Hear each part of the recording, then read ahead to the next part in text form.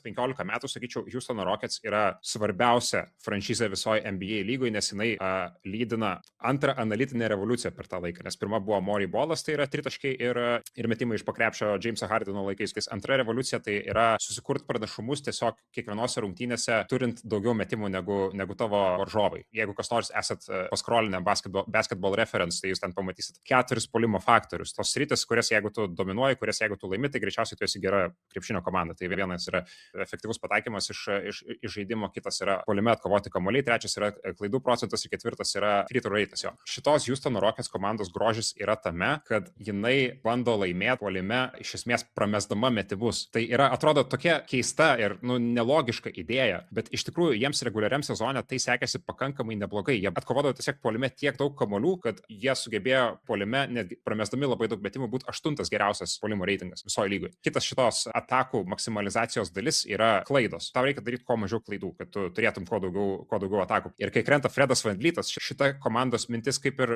griūva irgi. Ir čia mes dabar labai skalbiam Reedą Shepardas, tai jisai dabar yra labai su juo nesąžiningai yra elgiamasi, nes jisai yra žaidėjas, kuris pastumtas į rolę, kurios jisai negali išpildyti. Parodykit man bent vieną kitą antrametį žaidėją, kuris yra šitaip į košę įmestas ir po to, kai jisai susimauna toj roliai, kurio jisai negali žaisti, jisai yra metamas po autobusu.